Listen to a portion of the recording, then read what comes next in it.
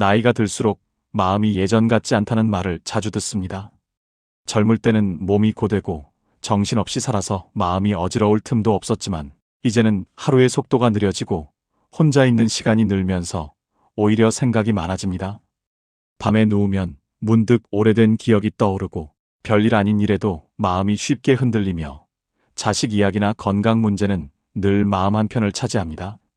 주변의 많은 어른들이 같은 고민을 나누는 걸 보면 나이가 들면 마음이 자연스레 복잡해지는 것이 아닐까 하는 생각이 듭니다.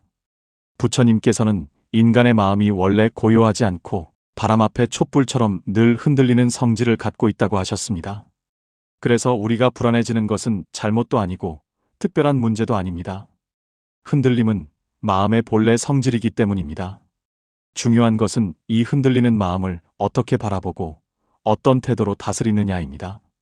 인생 후반부에 찾아오는 걱정, 두려움, 후회, 집착 같은 감정도 모두 마음의 움직임일 뿐 그것을 다른 관점에서 바라보면 고통은 생각보다 훨씬 가볍게 줄어듭니다.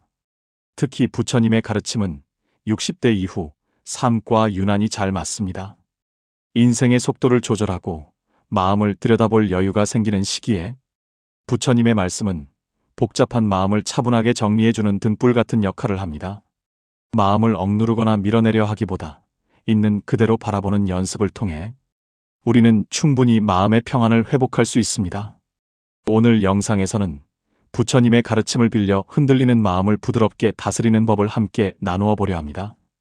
부담 없이 조용한 산책을 하듯 천천히 따라오면 됩니다.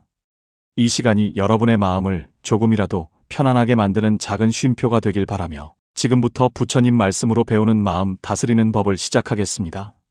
오늘의 내용이 당신에게 도움이 된다면 다음 마음 이야기들도 놓치지 않도록 구독해주세요. 언제든 다시 찾을 수 있는 조용한 공간이 되어드리겠습니다. 우리가 살아오며 가장 자주 들었던 말 중 하나가 마음을 잘 다스려라라는 말일 것입니다. 하지만 살아보면 알게 됩니다. 마음이라는 건 뜻대로 되지 않는다는 걸. 나이를 먹을수록 단단해질 줄 알았던 마음은 오히려 작은 일에도 쉽게 흔들립니다. 어떤 날은 아무렇지 않다가도 어떤 날은 누군가의 말 한마디 때문에 하루가 무거워지기도 합니다. 그래서일까요?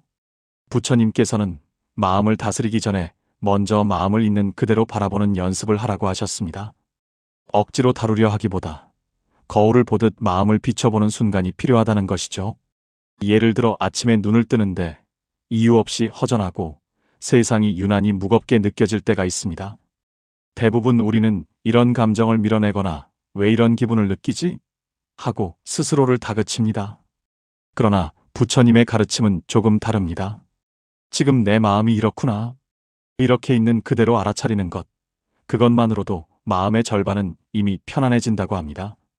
마음이 불안할 때, 내가 지금 불안하구나 하고 인정하는 순간 마음은 나를 괴롭히는 존재가 아니라 잠시 머물다 가는 손님처럼 느껴집니다.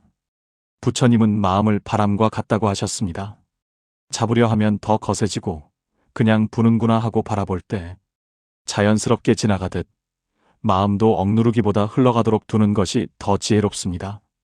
어떤 분은 이유 없는 허전함과 외로움이 더 힘들다고 말하는 분들이 많습니다. 흥미로운 것은 이런 마음들이 대부분 문제가 아니라 신호라는 점입니다.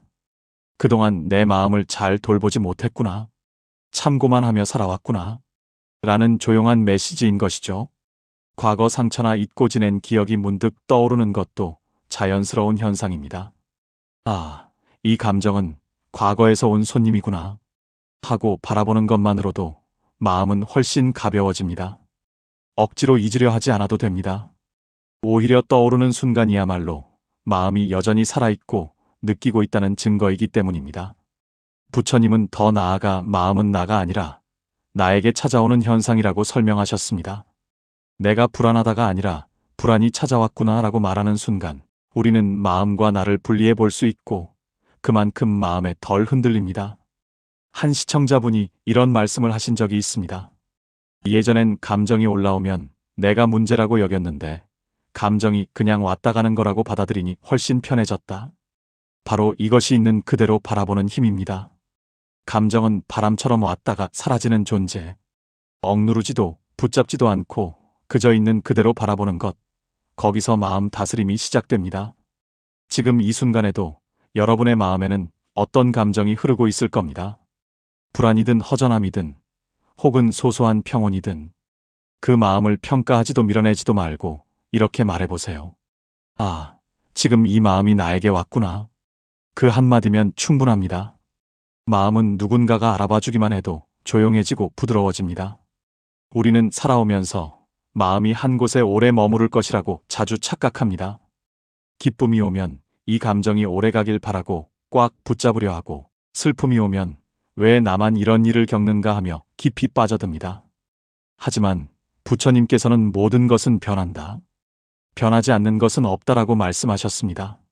누구나 잘 아는 말이지만 막상 누군가 우리의 마음을 건드리는 일이 생기면 그 진리를 금세 잊어버리곤 합니다. 하루 동안만 돌아봐도 마음은 수십 번이나 변합니다. 아침엔 괜히 마음이 무겁다가도 점심을 먹고 나면 조금 가벼워지고 사소한 말 한마디에 다시 상처받기도 합니다.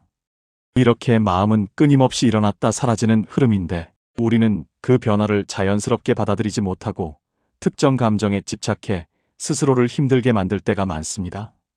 특히 나이가 들수록 지나온 경험이 쌓이면서 마음의 변화가 더 큰 의미를 지닌 것처럼 느껴져 흔들림조차 내 모습이라고 오해하기 쉽습니다. 하지만 부처님께서 말씀하신 무상은 나이가 들수록 오히려 더 깊이 공감하게 되는 진리입니다. 많은 분들이 젊을 때는 절대 잊지 못할 줄 알았던 고민도 시간이 지나니 결국 다 지나가더라고 말합니다. 그렇습니다. 당시에는 절대 사라지지 않을 것만 같아도 결국 모든 감정은 흐릅니다. 기쁨도, 슬픔도, 외로움도, 분노도, 걱정도 잠시 왔다가 때가 되면 흘러갑니다. 문제는 흐르는 감정을 붙잡으려 하거나 이미 떠나는 감정을 억지로 밀어내려 할 때 생깁니다. 부처님은 마음을 물에 비유하셨습니다. 잔잔할 때는 하늘도 세상도 고스란히 비치지만 누군가 휘저으면 금세 탁해져 아무것도 보이지 않게 됩니다. 하지만 그 물이 휘저어진 상태가 본래 모습은 아닙니다. 가만히 두면 다시 맑아지듯 우리의 마음도 본래 고요함을 되찾을 수 있습니다. 이를 위해서는 한 가지를 깊이 이해해야 합니다. 마음은 머무르지 않는다. 감정은 붙잡을 대상이 아니라 흘러가는 과정이라는 사실입니다. 60대 이후의 삶에는 새로운 파도가 찾아옵니다. 자녀가 떠나고 역할이 바뀌고 신체의 변화가 오기도 하면서 마음은 그만큼 쉽게 흔들립니다. 그래서 더욱 흐르는 마음을 이해하는 것이 중요합니다. 우리가 붙잡는 감정은 이미 흘러가고 있는 것이고 밀어내려는 감정 또한 이미 떠나는 중일 수 있습니다. 마음이 흔들릴 때 이렇게 말해보세요. 아, 이것도 지나가는구나. 이 한 문장은 지금의 감정을 한층 가볍게 해주는 부처님의 지혜입니다. 감정이 나를 흔드는 것 같아도 사실은 그 감정이 스스로 사라지는 과정일 뿐입니다. 우리는 그저 바라봐주면 됩니다. 마음이 머무르지 않는다는 사실을 이해하는 순간 억누르려 하지도 붙잡으려 하지도 않게 되고 마음은 자연스레 제자리로 돌아옵니다. 흐르는 것을 흐르게 두는 것, 이것이 바로 마음을 다스리는 두 번째 길입니다. 우리가 살아오며 가장 많이 속는 것이 있다면 바로 내 생각입니다. 어떤 일이 일어나기도 전에 걱정이 먼저 달려가 버리고 사실이 확인되기도 전에 생각이 마음을 흔들어 놓습니다. 부처님은 이 점을 정확히 보시며 생각은 바람보다 빠르고 번개보다 빠르다고 하셨습니다. 실제로 우리의 걱정 대부분은 아직 일어나지 않은 일들입니다. 그러나 생각은 그 빈 공간을 먼저 채우며 상황을 과장하고 때로는 없는 문제까지 만들어낼 때가 많습니다. 특히 60대 이후에는 그 경향이 더 강해집니다. 자녀가 전화를 늦게 하면 괜한 불안이 고개를 들고 몸에 작은 변화가 느껴지면 혹시 큰 병은 아닐까? 하는 결론에 생각이 먼저 도달해버립니다. 하지만 그 대부분은 사실이 아니라 생각이 만들어낸 그림자들입니다. 부처님은 생각을 환영에 비유하셨습니다. 가까이서 보면 정말처럼 보이지만 막상 잡으려 하면 아무것도 손에 잡히지 않는 것처럼 분명해 보이던 우리의 생각들도 실상은 허상에 가까운 경우가 많습니다. 누군가의 표정 하나, 말투 하나, 작은 상황 하나를 보고도 금세 잘못된 상상으로 마음을 흔드는 건 역시 생각이 너무 빠르게 앞서가기 때문입니다. 이처럼 통제되지 않은 생각이 앞서 달리기 시작하면 마음은 그 뒤를 따라가느라 지칩니다. 마치 빠르게 달리는 말에 끌려가는 것처럼 우리는 어느 순간 생각의 주인이 아니라 생각의 노예가 되어버릴 때도 있습니다. 그래서 부처님은 생각을 그대로 믿지 말라고 하셨습니다. 생각은 떠오를 수 있지만 그것이 곧 진실은 아닙니다. 밤에 잠이 오지 않을 때 사소한 걱정이 크게 확대되는 경험, 아침이 되면 아무것도 아닌 일이 되어버리는 경험, 이것이 바로 생각은 사실보다 먼저 달려간다는 진리입니다. 부처님의 가르침은 생각을 없애라는 것이 아니라 떠오르는 생각에 즉각 휘둘리지 말라는 뜻입니다. 생각은 구름처럼 생겨나고 사라지는 존재이기 때문입니다. 그러니 생각이 앞서 달리기 시작하는 순간 이렇게 말해보세요. 아, 지금 내 생각이 조금 앞서가고 있구나. 이 한마디만으로도 마음은 즉시 가벼워지고 우리는 생각을 따라가는 사람이 아니라 생각을 바라보는 사람으로 자리하게 됩니다. 60대 이후의 삶은 경험이 깊어지는 만큼 생각도 더 빠르게 걱정으로 이어질 때가 많습니다. 하지만 생각의 속도에 끌려가기보다 바람이 지나가듯 생각이 흘러가는 것을 알아차려 주세요. 생각은 바람처럼 빠르지만 우리는 그 바람에 날아가는 존재가 아닙니다. 바람이 지나가는 것을 알고 다시 중심을 잡을 수 있는 존재입니다. 이 사실을 알게 되면 마음은 더 이상 작은 생각에도 쉽게 흔들리지 않습니다. 그것이 바로 마음을 다스리는 세 번째 길입니다. 우리는 흔히 감정을 이야기할 때 파도처럼 밀려온다고 말하곤 합니다. 감정이 한번 올라오면 우리를 덮쳐서 휩쓸어 가버릴 것만 같고 통제하기 어려울 만큼 거세게 느껴지기 때문입니다. 특히 나이가 들수록 감정의 크기와 무게가 더 크게 느껴져서 작은 일에도 흔들릴 때가 많지요. 오후에 에너지가 떨어지는 시간, 저녁에 혼자 있는 시간, 그리고 밤이 되면 문득 스쳐오는 옛 기억들, 이런 순간들의 감정은 더욱 짙어지고 또렷해지고 때로는 버겁게 느껴집니다. 그래서 사람들은 감정을 두려워하고 감정이 자신을 삼킬까 불안해합니다. 하지만 부처님은 감정을 파도에 비유하지 않으셨습니다. 파도는 너무 크고 위협적이기 때문입니다.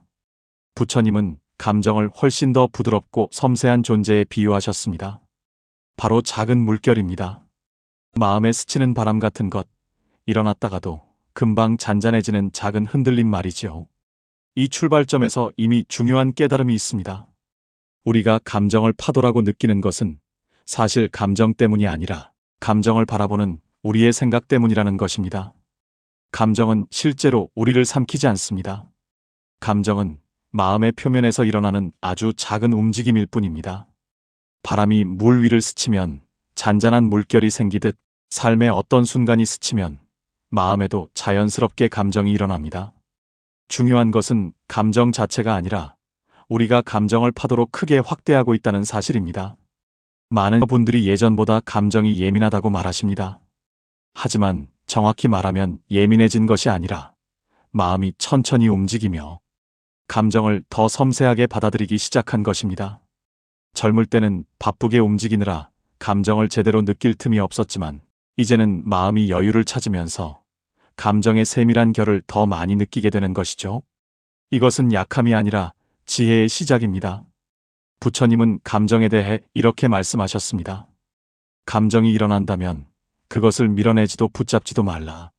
다만 흐르는 대로 두라.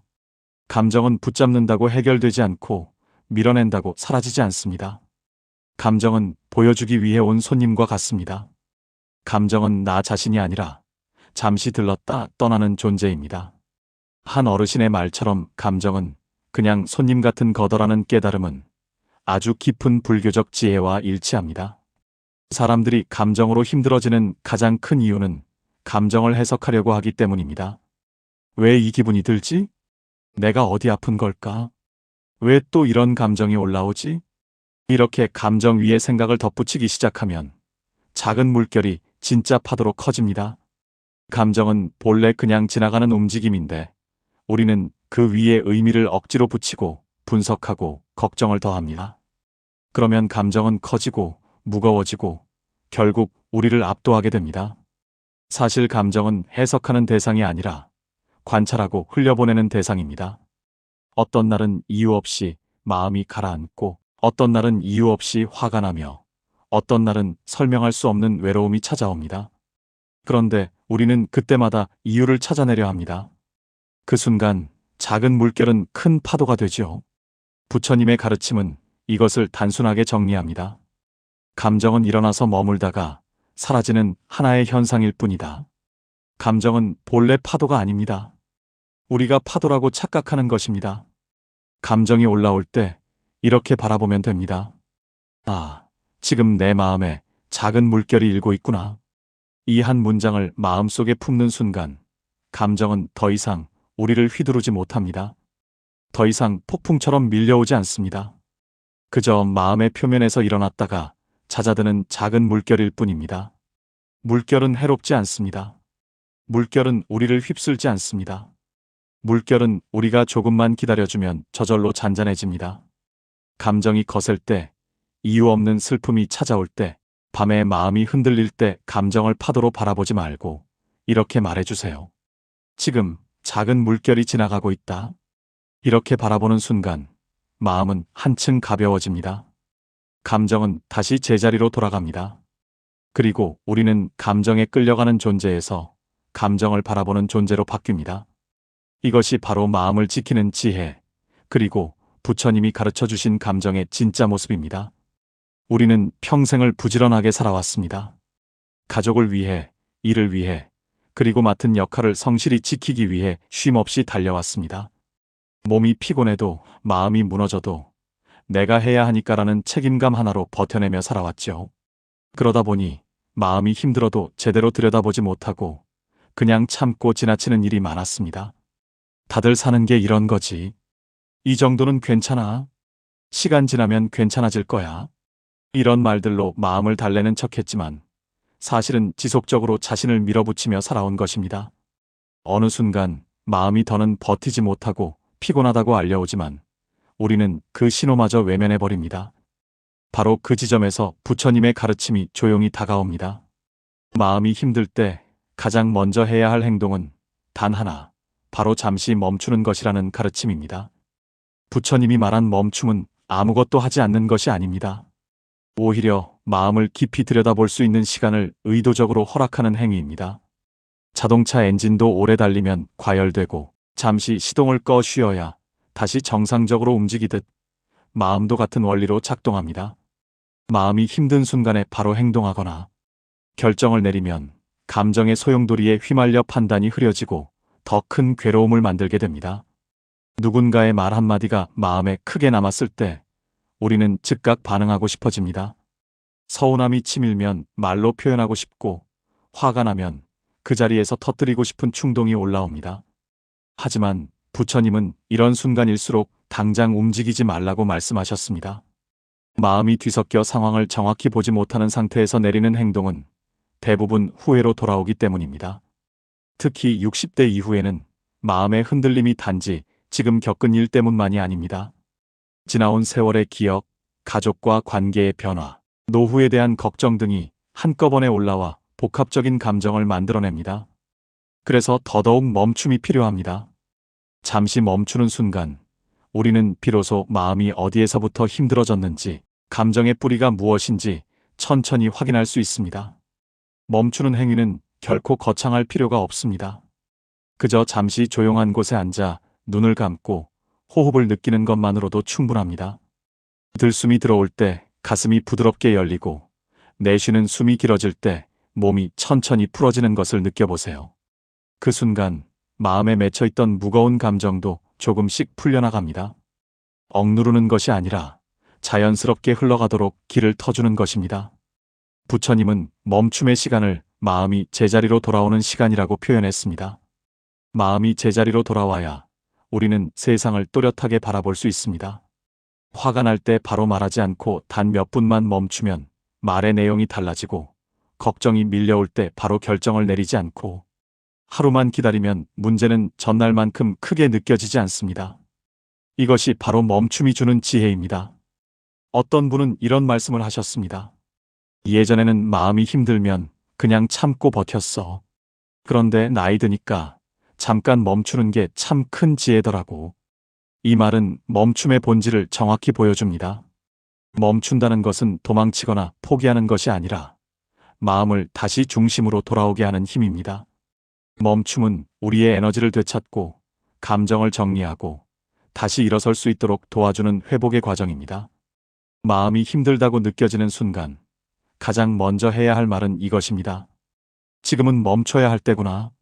이 한마디는 마음을 보호하는 가장 단단한 울타리가 됩니다. 서두르지 않게 하고 감정에 떠밀리지 않게 하고 불필요한 말이나 행동을 막아줍니다. 멈추는 순간부터 마음 다스림은 시작됩니다. 우리는 평생을 바쁘게 살며 멈추는 법을 잊고 살았습니다. 그러나 인생의 후반부에 들어선 지금 멈춤은 선택이 아니라 지혜입니다.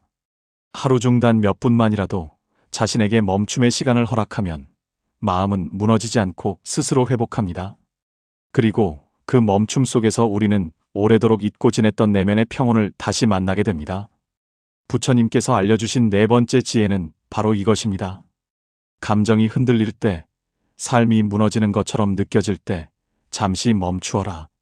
그 멈춤은 우리를 다시 중심으로 돌려놓고 마음을 흩어지지 않게 지켜주는 가장 깊은 자비입니다.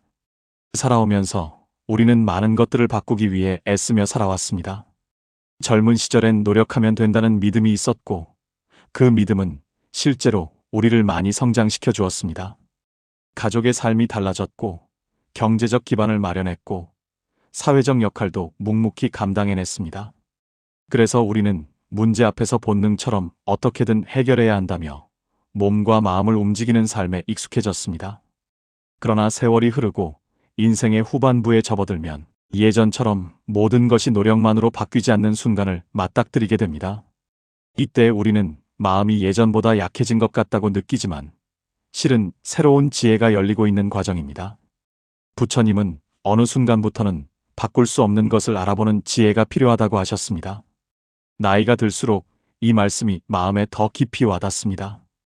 60대 이후의 삶에서는 건강, 자녀, 인간관계, 사회적 역할 등 우리가 통제할 수 없는 영역들이 훨씬 많아집니다.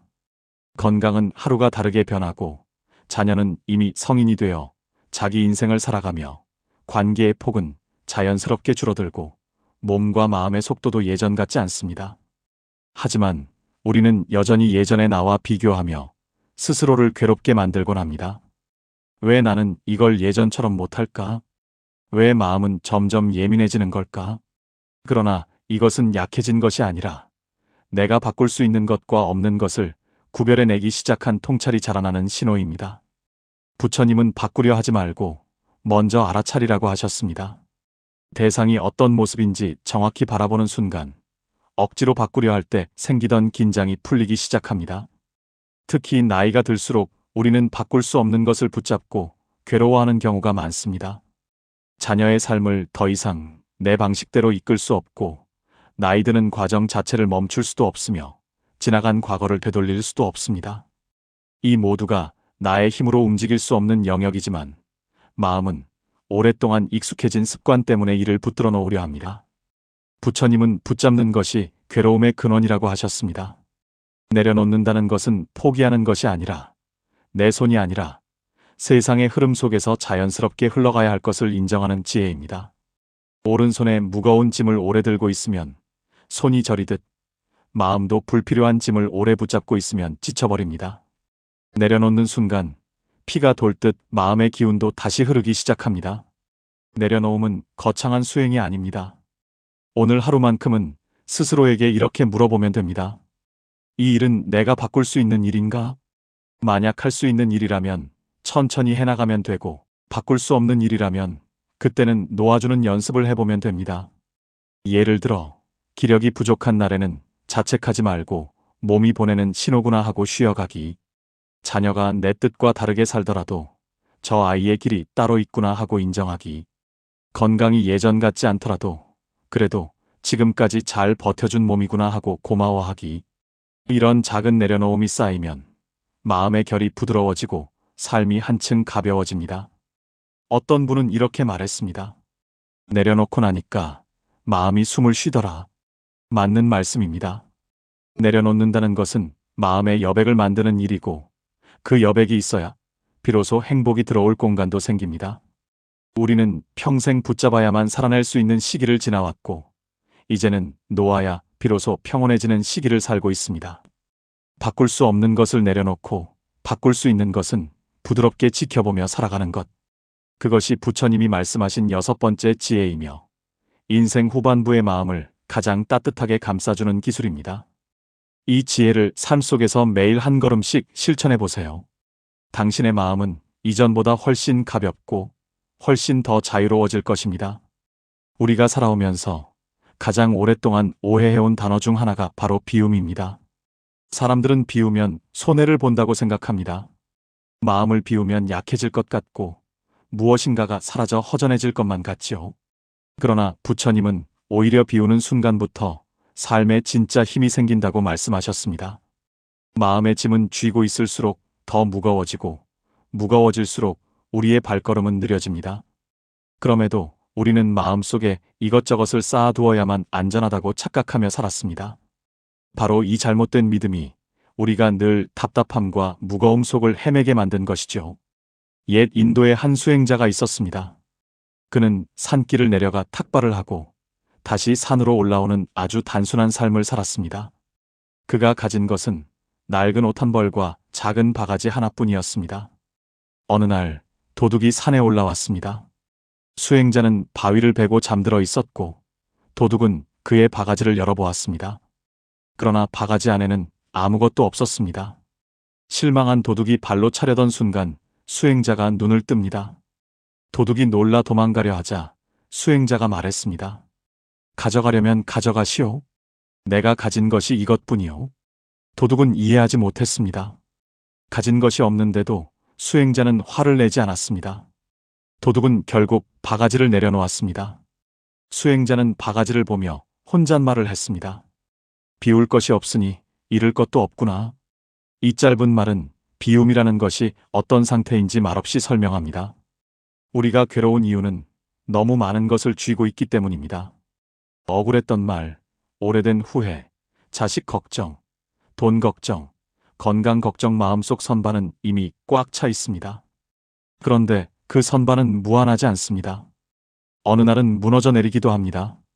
부처님은 이렇게 말씀하셨습니다. 그릇이 비어야 새로운 물이 들어온다. 마음도 마찬가지입니다. 마음이 가득 찬 사람은 어떤 위로도 어떤 행복도 들어오지 못합니다. 노년 세대가 가장 자주 하는 말 중 하나는 이제 와서 내가 무엇을 더 얻겠나라는 체념 섞인 목소리입니다. 하지만 사실 많은 경우 얻지 못했던 이유는 능력이나 기회가 부족해서가 아니라 마음속에 이미 너무 많은 것들이 쌓여 있었기 때문입니다. 새로운 기쁨이 들어오려면 반드시 빈자리가 필요합니다. 그리고 그 마음의 공간은 저절로 생기지 않습니다. 조금씩 천천히 내가 직접 비워야 합니다. 그러면 비움이 어떻게 시작되는지 자연스럽게 이해하게 됩니다. 비움의 첫 걸음은 판단을 내려놓는 데서 시작됩니다. 우리는 상대를 보자마자 결론부터 내립니다. 저 사람은 원래 저렇다. 저건 분명 나를 무시하는 말이다 하고 단정합니다. 그런데 이런 결론의 대부분은 오래된 상처나 선입견이 심어놓은 그림자 같은 것입니다. 그 그림자가 실체처럼 느껴지기 때문에 판단을 사실이라고 착각하는 것이죠. 그러나 마음을 잠시 멈추고 판단을 내려놓으면 마음이 한결 가벼워집니다. 상대를 향해 날아가던 화살도 그 자리에서 조용히 멈춰섭니다. 두 번째로 필요한 것은 마음속 오래된 감정들을 꺼내어 햇빛에 말리는 과정입니다. 오래된 기억일수록 습기가 차서 무겁습니다. 그때 그 사람이 나에게 했던 말이 아직도 서운하다. 그때 다른 선택을 했더라면 지금은 달라졌을 텐데 하고 스스로 붙잡고 있는 감정들이 그렇습니다. 이 감정들은 시간이 지나도 그냥 사라지지 않습니다. 오히려 마음이 약해지는 날 불쑥 올라와 우리를 흔들곤 하지요. 그러나 그 감정을 인정하고 부드러운 목소리로 스스로를 위로할 때 감정의 무게는 조금씩 풀립니다. 그래, 그때 참 속상했지. 하지만 이제는 괜찮다. 나는 그 시절보다 훨씬 성장했다. 이런 고백은 상처를 없애는 것이 아니라 상처가 더 이상 나를 지배하지 못하도록 힘을 빼주는 과정입니다. 그리고 마지막으로 중요한 깨달음이 찾아옵니다. 비움은 없애는 행위가 아니라 여유를 만드는 일이라는 사실입니다. 마음을 비운다는 건 내 안에서 무언가를 완전히 지워버린다는 뜻이 아닙니다. 오히려 필요한 것과 불필요한 것을 구분하고 잡고 있어도 될 것과 놓아도 되는 것을 구분하는 지혜를 스스로에게 선물하는 일에 가깝습니다. 그래서 불필요한 걱정을 비우면 마음이 넓어지고, 남을 탓하는 마음을 비우면 관계가 부드러워지고, 자기 자신을 탓하는 마음을 비우면 삶 자체가 편안해집니다. 결국 비움은 잃는 일이 아니라 새로움을 받아들이기 위한 준비이며 더 풍요로운 삶을 위한 공간을 마련하는 과정입니다.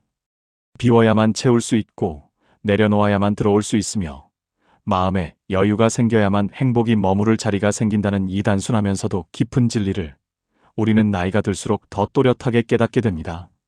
부처님은 말씀하셨습니다. 비운 자에게 세상은 언제나 넉넉하다. 비우면 약해지는 것이 아닙니다. 비우면 지는 것이 아닙니다. 비우는 순간부터 삶은 오히려 더 단단해지고 더 여유로워지고 더 넉넉해집니다. 그리고 우리는 나이가 들수록 가지는 힘보다 비우는 힘이 더 큰 지혜가 된다는 사실을 알게 됩니다. 앞으로의 삶을 가볍게, 단단하게, 아름답게 만들고 싶다면 더 가지려 하기보다 조금씩 비워내는 연습을 해보십시오. 그때 비로소 새로운 행복이 조용히, 그러나 깊게 들어옵니다. 나이가 들수록 세상은 오히려 더 시끄러워지는 것 같습니다. 몸은 예전만큼 움직이지 않는데 걱정은 더 많아지고 세상사는 복잡해지고 주변의 말도 예민하게 들립니다. 그러나 부처님은 이렇게 말씀하셨습니다. 고요한 마음이 참된 지혜의 시작이다. 많은 사람들은 고요함을 아무것도 하지 않는 조용한 상태라고 오해합니다. 하지만 부처님이 말한 고요함은 소리가 없는 공간이 아니라 어떤 자극에도 흔들리지 않는 중심을 뜻했습니다. 겉은 파도칠지라도 깊은 바다는 움직이지 않듯이 외부의 소란 속에서도 흔들리지 않는 마음의 자리, 그것이 진짜 고요함이었습니다. 옛날 인도에 한 노스님이 있었습니다. 어느 날 한 제자가 찾아와 울분을 토했습니다. 스님, 저는 사람들 때문에 너무 힘듭니다. 누가 한마디만 해도 하루 종일 흔들리고 오해를 받으면 밤새 잠을 못 잡니다. 그러자 스님은 조용히 말했습니다. 너는 고요하지 않은 것이 아니라 마음을 붙잡을 손잡이가 없는 것이다. 제자가 이해하지 못하자 스님은 작은 종을 꺼냈습니다. 스님이 종을 살짝 건드리자 종은 크게 흔들렸습니다. 보아라. 종이 흔들리는 이유가 무엇이냐? 스님이 건드렸기 때문입니다. 아니다. 비어있기 때문이다. 제자는 그제야 깨달았습니다.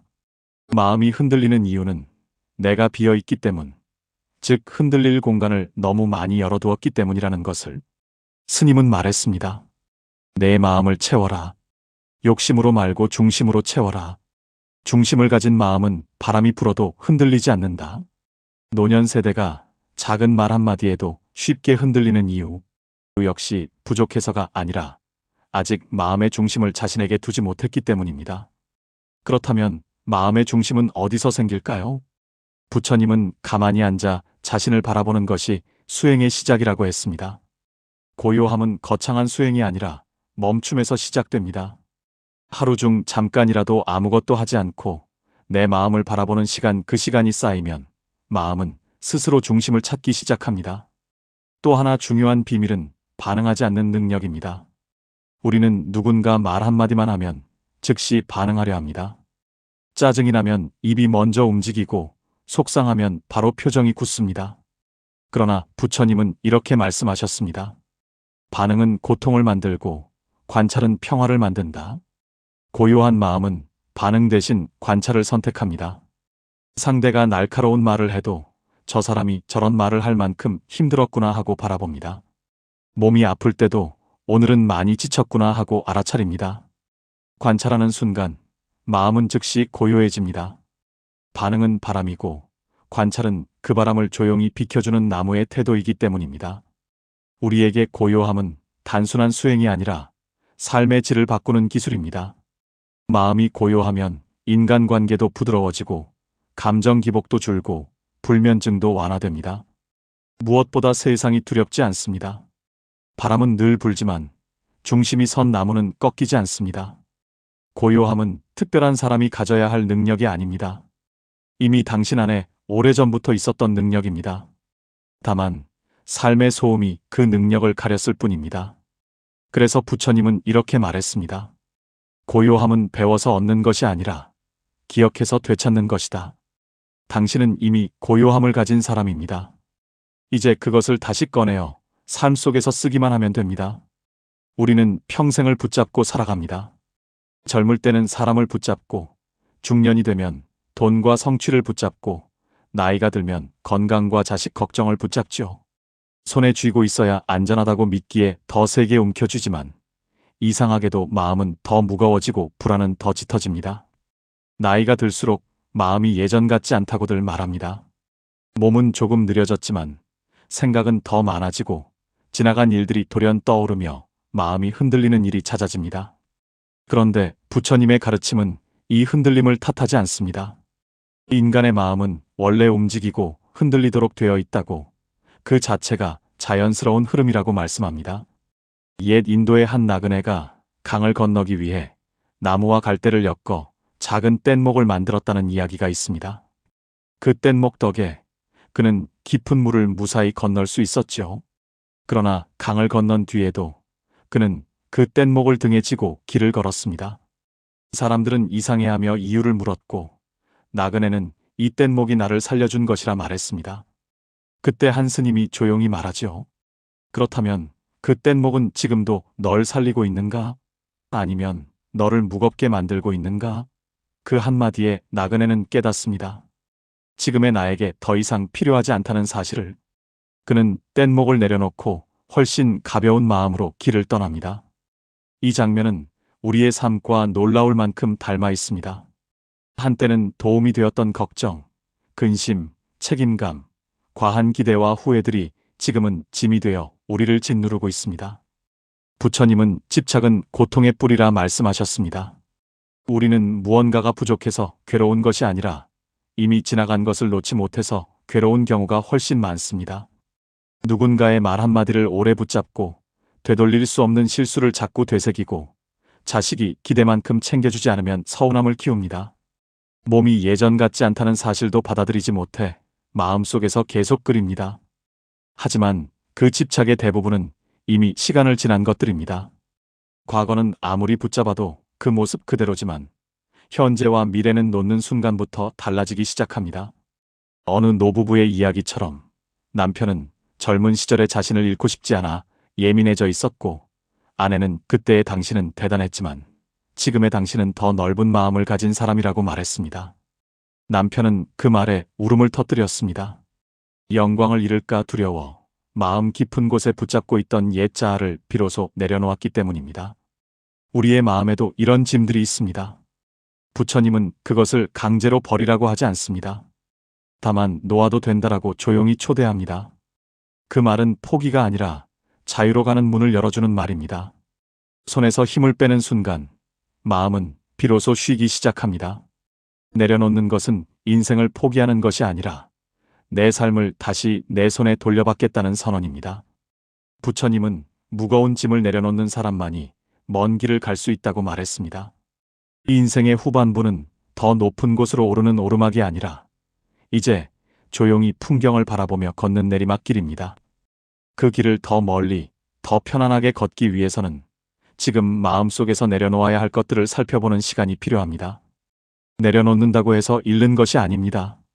오히려 무언가를 비워낼 때 새로운 바람이 들어오고 마음의 물길이 다시 흐르기 시작합니다.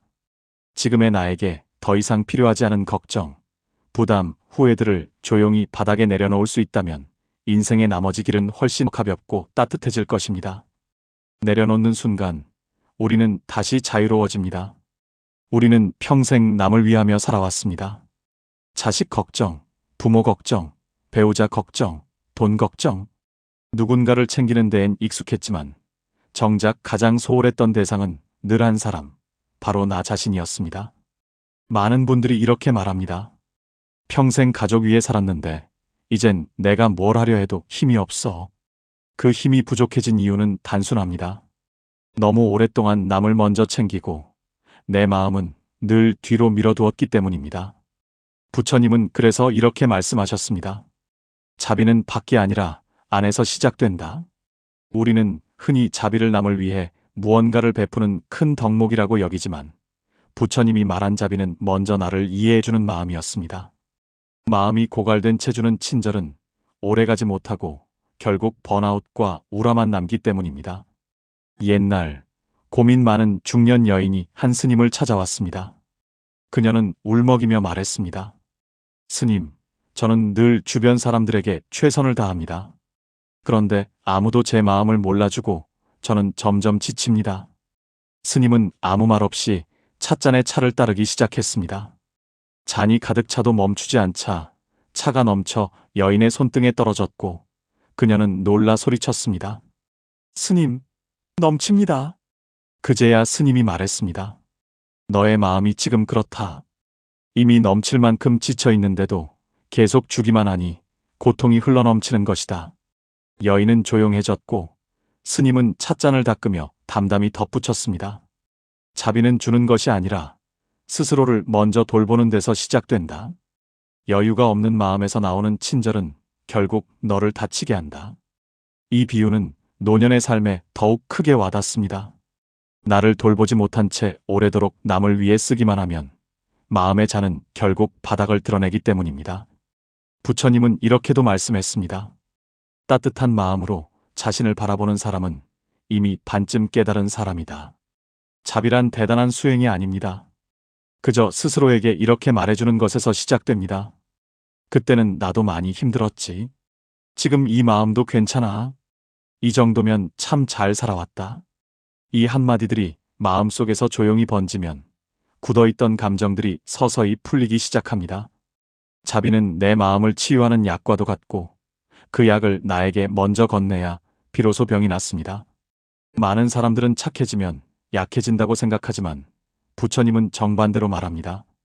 진정한 자비는 가장 큰 용기다. 자비를 가진 사람은 누군가에게 상처받아도 쉽게 부서지지 않습니다. 부드럽지만 단단한 마음, 그것이 진짜 강함이기 때문입니다. 한 노부부의 이야기도 이를 잘 보여줍니다. 성격이 급하고 화가 많던 아내는 나이가 들수록 더 예민해졌지만 남편은 오랜 세월 그녀를 감싸왔습니다. 누군가 그에게 물었습니다. 어떻게 그렇게 오래 참을 수 있었습니까? 남편의 대답은 단순했습니다. 아내는 나에게 화를 낸 게 아니라 자기 안에 상처난 마음을 쏟아낸 거예요. 내가 자비로 대해주자 아내도 조금씩 부드러워졌습니다. 자비는 자신을 살리고 관계를 살리고 결국 삶 전체를 살리는 힘입니다. 부처님은 마지막으로 이렇게 말합니다. 자비는 마음의 문을 여는 열쇠이니 먼저 자신에게 빛을 비추어라. 노년의 삶은 누군가를 위해 살아온 지난 세월을 내려놓고 비로소 나를 위한 마음을 채워가는 시기입니다. 나에게 자비로워질수록 남을 미워할 이유가 줄어들고 남을 이해하면 화가 줄고 화가 줄면 마음이 평화로워지고 평화로운 마음은 다시 건강을 만듭니다. 자비는 멀리 있는 큰 가르침이 아닙니다.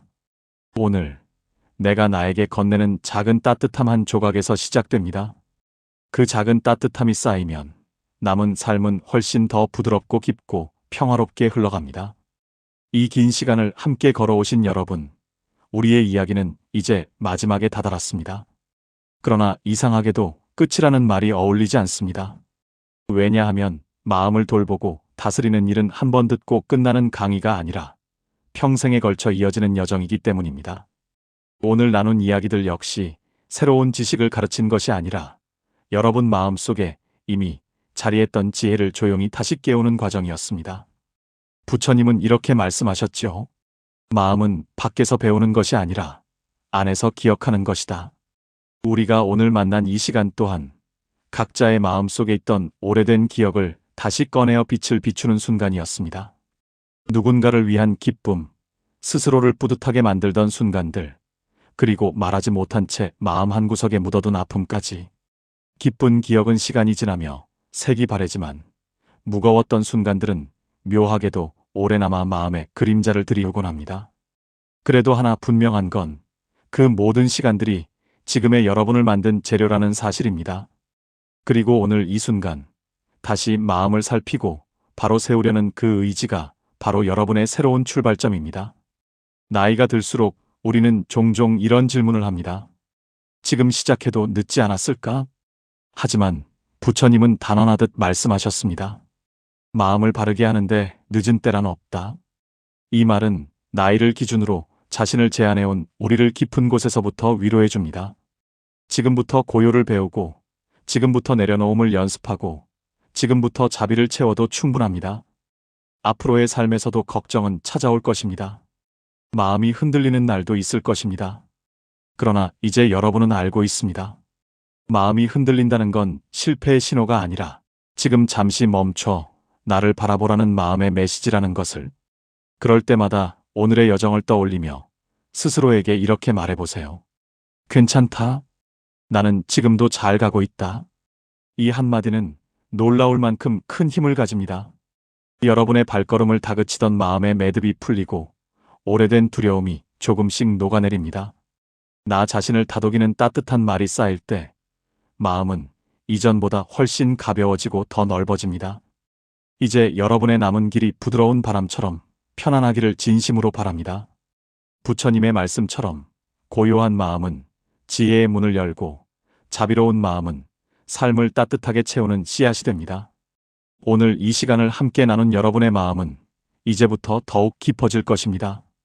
왜냐하면 이 여정은 여기서 끝나는 것이 아니라 지금 이 순간부터 여러분 안에서 다시 시작되기 때문입니다. 함께 해주셔서 감사합니다. 여러분의 다음 걸음에도 고요한 빛이 함께하기를 바랍니다.